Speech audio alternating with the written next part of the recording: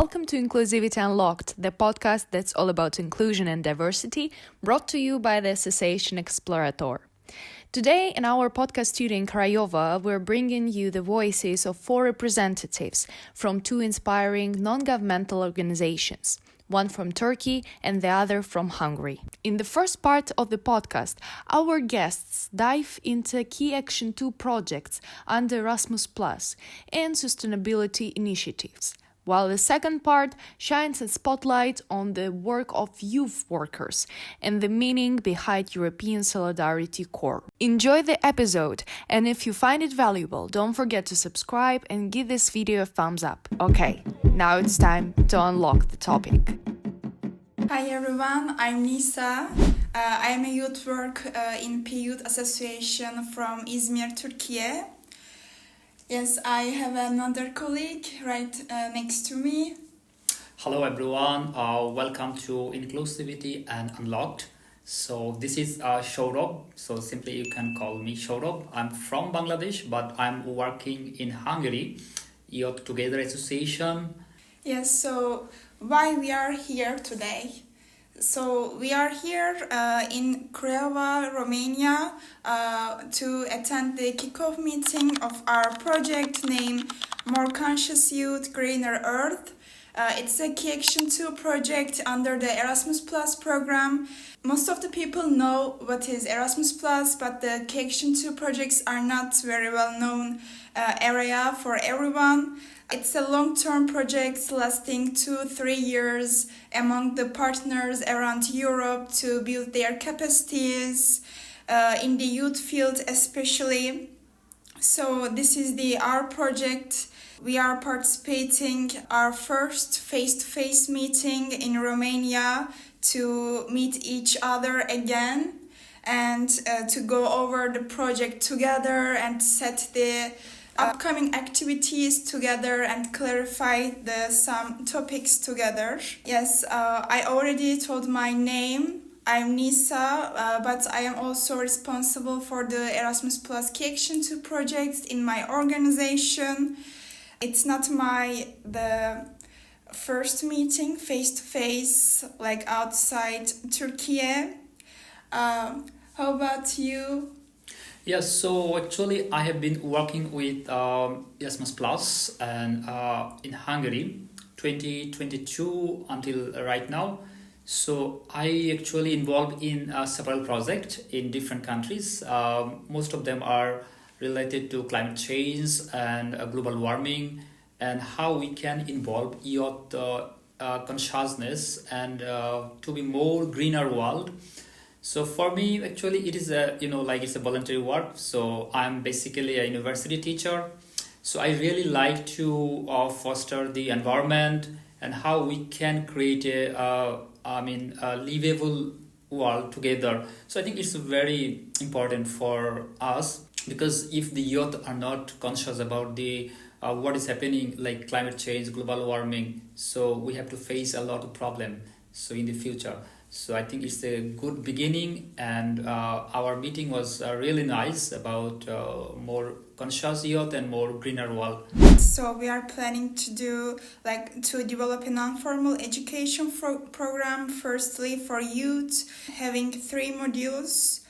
Then we will organize some forest-based mindfulness sessions, and our last activity will be eco-friendly art workshops. There are other projects that I am working in our organizations. Some of them is about the environment, some is about the gender equality. So this project is great influence on the youth because even though it doesn't have any mobility or direct contact with the youth, with developing the materials and the educational tools, we invite the young people to test our materials basically. So our aim is to help them develop their skills, competencies, increase their employability, raise their awareness in some specific projects. Also, like we are trying to invite the youth with fewer opportunities, especially to promote the inclusivity, because in the Turkish aspect, there are many youth with fewer opportunities because right now our population is 85 million, and 12 million out of the 85 million is youth, so it equals to the 15% of the total population are youth.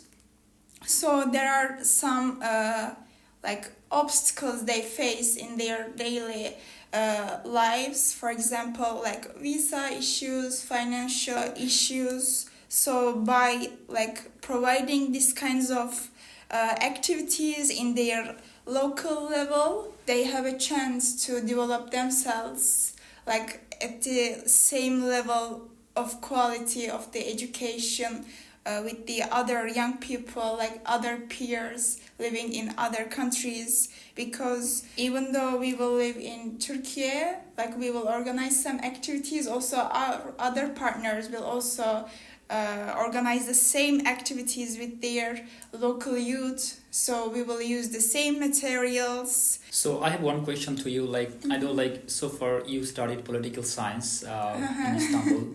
So and now you are working with different projects. So like environmental consciousness. So what is your motivation like to coming in this area or doing this work? Firstly, yes, I studied political science in university. I chose this major to study, and I was very willing to study at that time. But I was very apolitical person. Mm-hmm.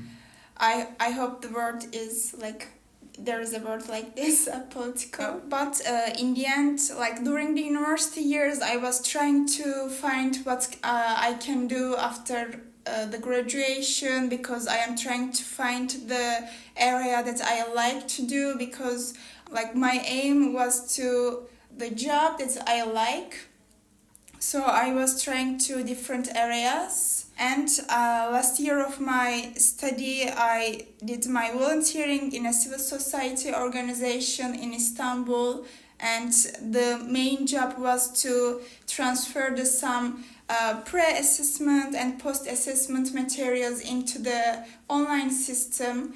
And going there, and I realized that I like this job because it has a like a social responsibility to the community, and we are trying to help the community to overcome some issues. It was about the primary and secondary schools students to overcome the discrimination between the Turkish students and the Syrian students. So I felt like, okay, I was doing something valuable for the society and for these kids. And so I decided to like move on in the non-governmental organizations as a career. So I found myself in the KA2 projects like out of blue. Mm-hmm. It wasn't my like idea or my purpose, because I had no idea what is the Erasmus Plus KA2 projects. I did my Erasmus Plus in Sweden for a semester during my studies, and I also know the internship mobility under the Erasmus Plus program. But KA2 projects, like I did no idea. In the last year of my university, I also had an idea to go back to my hometown, because mm-hmm. I was very sick of Istanbul. Yeah, I know you are born and brought up in Izmir, right? Yes, it is the third big city mm-hmm. in Turkey, which mm-hmm. is called Izmir. So I returned to my hometown and started doing my volunteering in another non-governmental organization where I'm working right now. So like they just appointed me mm-hmm. to work in the KA2 projects. So I started working and trying to understand what is the logic behind of it. I was a youth So, worker. you are working in Izmir right now as a volunteer of youth organization or something like this. So, I really appreciate your endeavor because you are doing a great job, I think, for the young generation about their consciousness or something like this. They can be more conscious about our society or our environment or everything. It's like what else actually are you expecting in the future, or what is your future goals? I mean, short-term goals maybe. I would like to continue my career like as a project coordinator or project manager in the future, and I would like to keep working in the KA2 projects because it's a great opportunity for me to improve my skills, because almost it's been 2 years since I started working in the organization, and I can see improvements in myself. Like it can be like my level of English, improving the educational content, also the project that we are here today, like I developed it by myself, like with my colleagues in the organization. We came up with the idea and we applied for the March deadline and it got approved. This is a great feeling to be in that area and seeing the changes in yourself and doing it yourself and seeing the results in a good way.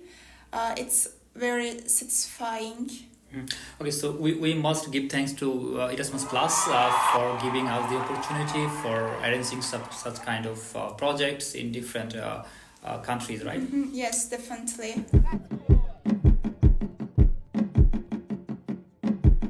Yes, so how about you thinking about continuing your profession in that area in the future, as I know you're a fourth-year student in the PhD? Yeah, you're right. So actually I'm doing my PhD in fourth year. So yeah, so as a voluntary job, I would like to continue this beside my main jobs. So as a university teacher, so I think everyone should have some responsibility to the society. In fact, in the world, right? So I'm much more interested about the sustainability because I'm doing my research about sustainable entrepreneurship or social business, in some case sustainable finance. So I think I can influence this young generation, especially like generation G, who are 18 plus and more than. So in my class, I always inspire them to be sustainable, be conscious about the environment, because we have to reduce our consumption much more times, and we have to reuse the things what we are using, and we have to recycle. So I all time tell them, so please reduce your consumption. If you don't need, don't buy this. Maybe I saw it in your project, like sustainable fashion or something like this. So yeah, I would like to continue this types of work in my future beside my main jobs.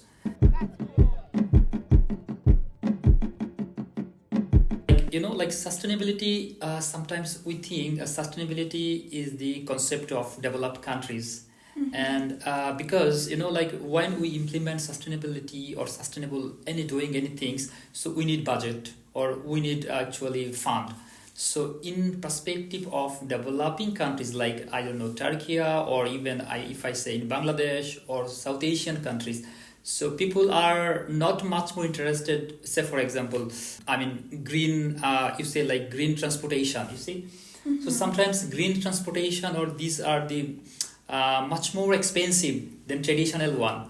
So how do you think, as a developing countries people, how we can change their perception, or how they can go for sustainable transportation? Say for example, in Turkey, I don't know how much you use sustainable transportation, but in Europe, people are very much used to, because they have a good infrastructure or something like this, maybe electric train or some electric vehicles. So how do you think the sustainability in case of developing countries? Yeah, I think we should start with raising the awareness among the community firstly. But as a non-governmental organization, it's not easy to do it. Yes, we are doing this, giving our efforts, time. So we need to collaborate with the local authorities, definitely, because with their power and the influence, we can reach more individual living in the city. Also, for example, in the developed countries, there is like you said, the infrastructure is much better than us. For example, considering the city Izmir, we don't have much the bicycle roads in the streets. So, like, it's dangerous to ride a bicycle, to go somewhere to the government should take some initiatives, right? Yes. For building the infrastructure, say for example, bicycle road or like separate land for bicycle. Yes, so, definitely. And encourage the people, please use bicycle or green transport if you are going to, short distance or something like this. Yes, definitely. Also, I attended a climate summit in August in Izmir. So I was listening to the local authorities coming from the Europe about their sustainability actions. And a lady coming from Spain was talking about the level of the knowledge of their community about the sustainable development goals. Sustainable development goals are the goals set by the United Nations until the 2030 to be accomplished by the all nations to mitigate some local issues.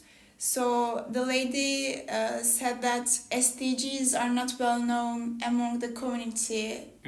So I think it's not about the developed or developing country issues, because Spain is a developed country. The community itself also don't have much knowledge in the SDGs, and they took an initiative to put some posters on the bus, introducing the SDGs. So integrating the SDGs in people's daily lives. So I think we can integrate this society, right? Integrate this society and make awareness how we can achieve the 17 goals of SDGs.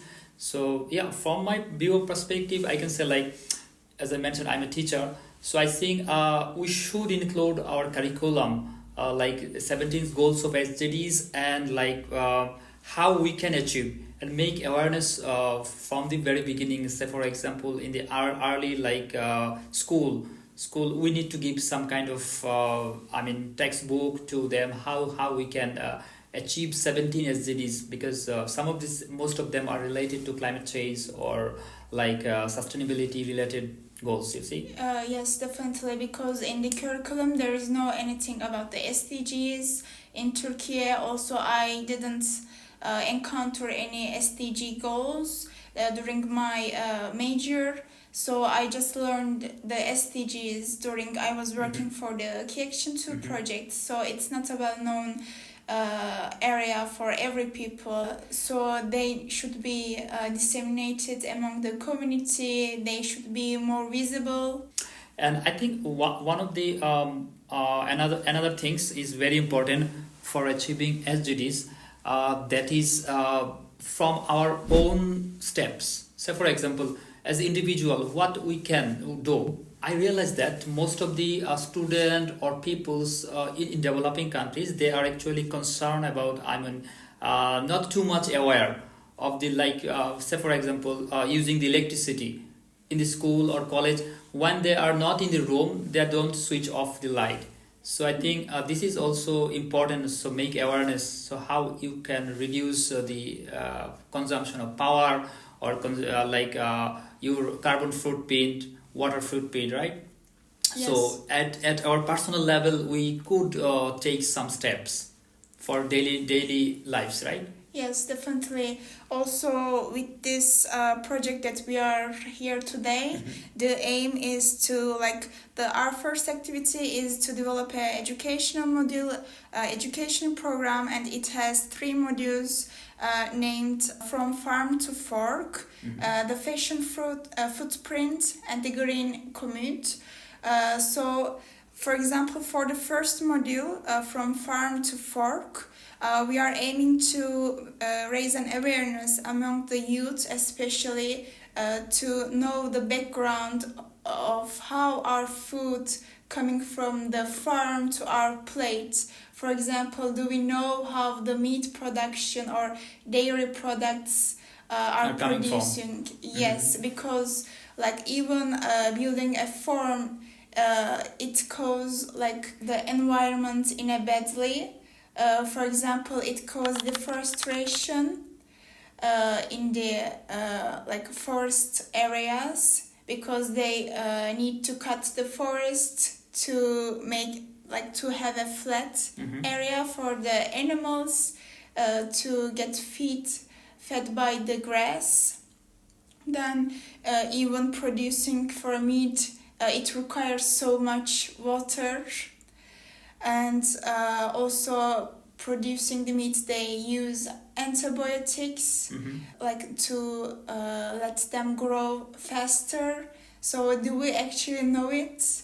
Because I don't think we know this much details about our food. We just go to the supermarket and buy some food. Yes, and we just consume. We don't know how where they come from, how they get grown up and cut. So you are making the story behind the scene. So what actually happened in the farming? What is happening in the farming, and what you are getting these fruits in supermarket? We are not pushing our ideas to the people. We just want them to know some issues about our foods. Or our other module is about fashion footprints. Do we know how fashion industry producing pollution for our environments? I think we don't know either, because if I know some information about the food industry or the fashion industry, just because I watch some documentaries based on my interests, but maybe other people don't have any clue about that issues, or don't have clue if there is a documentary about these issues.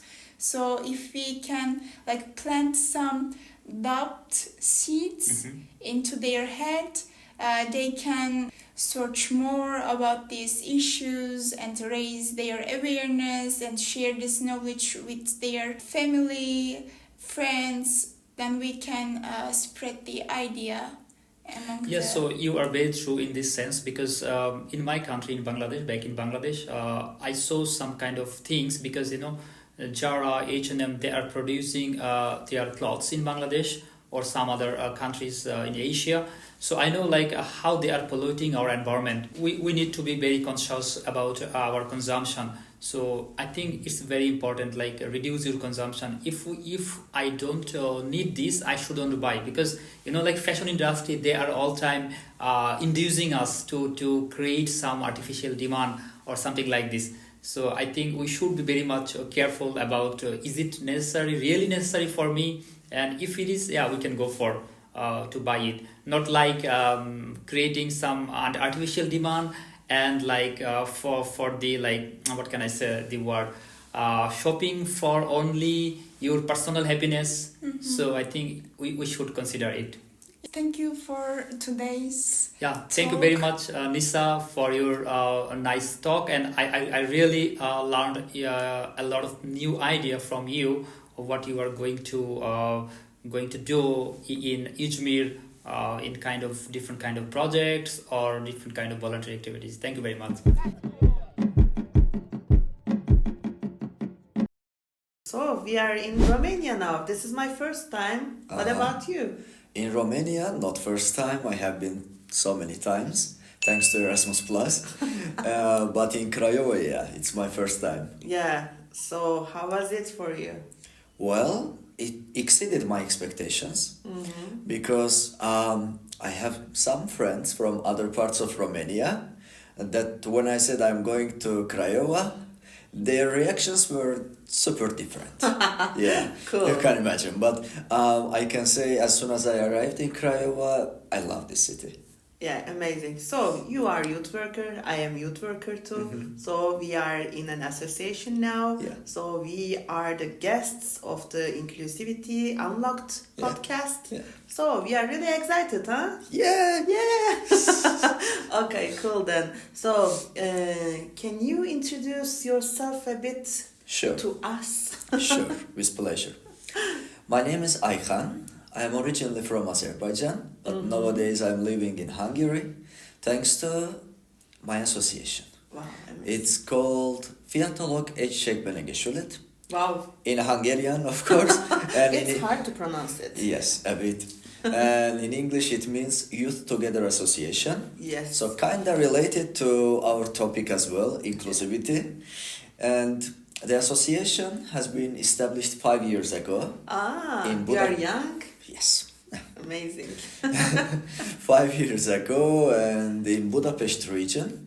And the reason was actually also related to our topic, inclusion, because when we created this association, we kind of felt a need to bring together young people, but not just Hungarians. At the same time, there are a lot of international residents of Hungary who come to study, to work, to start a new life in Hungary, but who kind of feel excluded. We wanted to bring them together with local young Hungarians and to create an inclusive harmony. Super. Yes, Local is power. absolutely. And when we started, we had like 10-15 members, but right now, which we were expecting and at the same time unexpecting to happen, we have over 10,000 members all Wow. across Hungary. Yeah. Super number. Counting that, counting it's a small country compared to other European countries with just 10 million population. Yeah. 10,000 is already, we consider, humbly a success. Yeah. Yeah. And so far our organization has been operated, I can say, in many fields, Key Action 1, Key Action 2, Visegrad projects and so on. Super. I don't want to take all the time about our organization because I'm also excited about your organization. So Thank you so much. would you please tell me some? Okay. First of all, I want to introduce myself. And I am Begüm and I am from Turkey. And my association name is Pi Youth Association. And I am the co-founder of the association. We established our association in 2014. Yeah. So we are almost 10 years Yes. old. Double of our age. Yeah. And we are working on local, national and international area about the youth work. And our target audience is 15 to 30 years old young people who lives in Izmir. This is our priority. But on the other hand, we are working for the youth workers and youth organizations because the capacity building is really important for the youth organizations too. They need to survive, they need funds, they need to learn management issues. Because of that, we are trying to giving some trainings to develop their capacities. But on the other hand, as I mentioned, our priority is the young people and their problems, also their rights. We are working on human rights and youth rights based discrimination, by the way. And we have ESC accreditation. I want to mention the ESC programs to you. Sure. Because European Solidarity Corps is a volunteering program. And this program providing to young people to travel, actually, to explore the different countries and to be a volunteer in the associations. So every citizens of the program country, young people, and the age limit is 18 to 30.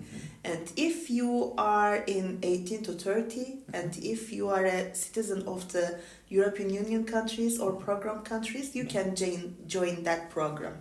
And the program is providing accommodation, food, and pocket money, and the travel costs. And the only responsibility is to be a volunteer in the association. And the associations and the topics are really different than others. You can work for the youth organization or children organization, or you can work for disabled people. So it depends on the project to project.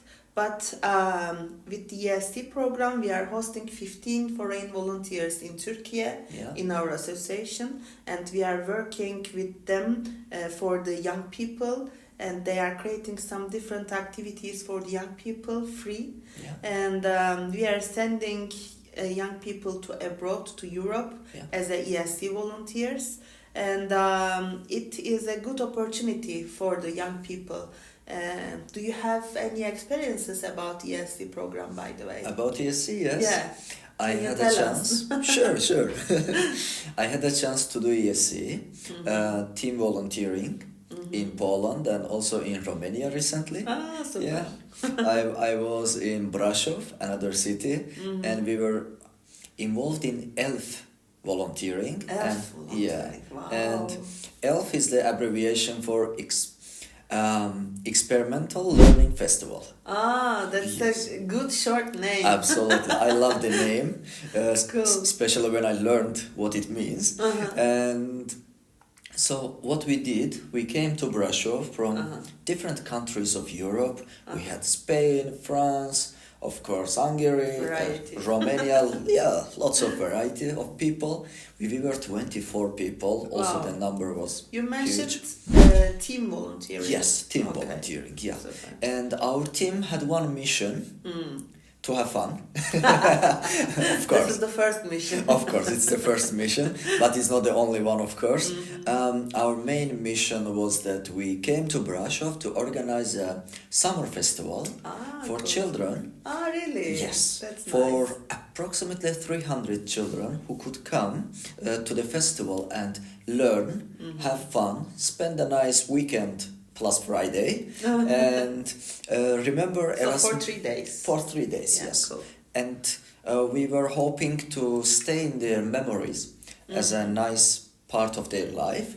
And we got feedbacks after the festival, of course, and we achieved the mission. So it was amazing. But Well done. Thank you so much. It took a lot of efforts, to be honest. Like it took 7 weeks, Wow. which is a long time, you can agree. Preparation is a really huge part of the festival, actually. Yes. Especially preparing the team itself, because 24 people, 24 backgrounds, countries, mentalities, and everything come together.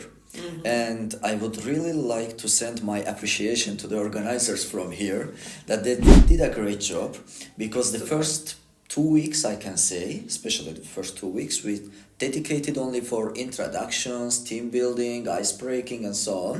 So the team can melt all the ice and can smoothly operate for the rest of the time. Cool. Yeah, and then of course the hard work, the motivation, the courage of each individual was helpful to achieve the final goal. Yeah. Cool, that's nice. Do you also have such an experience? Actually, unfortunately, no. Just I am in the side of the sending part. But I had many experiences about the KA2 projects and also KA3 ones, and just they are providing some more actually youth work projects, as you know. What is youth work? Actually, what is youth work? You can imagine there are some associations and their goals are really different than others. For example, some organizations are focusing on disabled people rights, and some organizations are focusing on women rights. But youth is a huge area to work, and youth has their own rights. Yeah. Youth has their own problems. Yeah. So this area needs to work on it. And the youth work is providing an opportunity to work for the young people. And we are saying to ourselves as association workers, youth workers. Yes. So actually you are youth worker too. Maybe you can add more things about the youth work. Yeah, please let us know Sure. more. Thanks to your explanation, now I better understand, of course. And youth work, in our case, we are working with young people. We don't have ES accreditation. We are working on it yet.